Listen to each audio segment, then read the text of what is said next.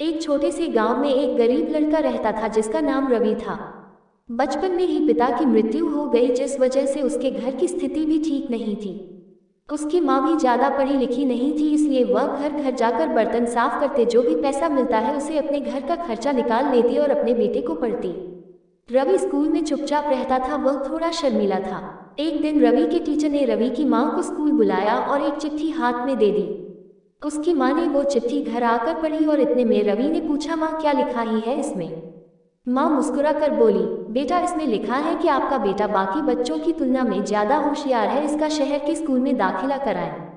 ये सुनकर उसे स्कूल छोड़ने का दुख हुआ, पर साथ ही खुशी भी हुई कि बाकी बच्चों से होशियार है। माँ ने उसका दाखिला स्कूल में करा दिया। रवि ने खूब मेहनत से पढ़ाई की। आगे चलकर उसने सिविल सर्विसेज परीक्षा भी पास की और एप्स ऑफिसर बन गया।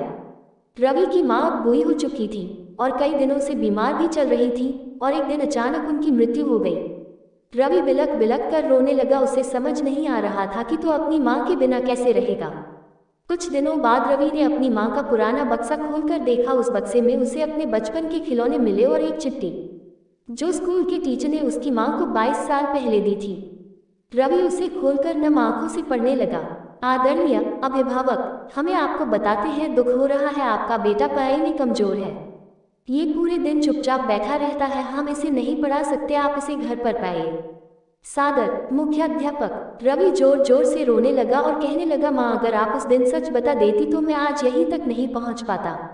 मैं जानता हूँ आप जहाँ भी हो मेरे साथ हो और आपका आशीर्वाद मेरे साथ है।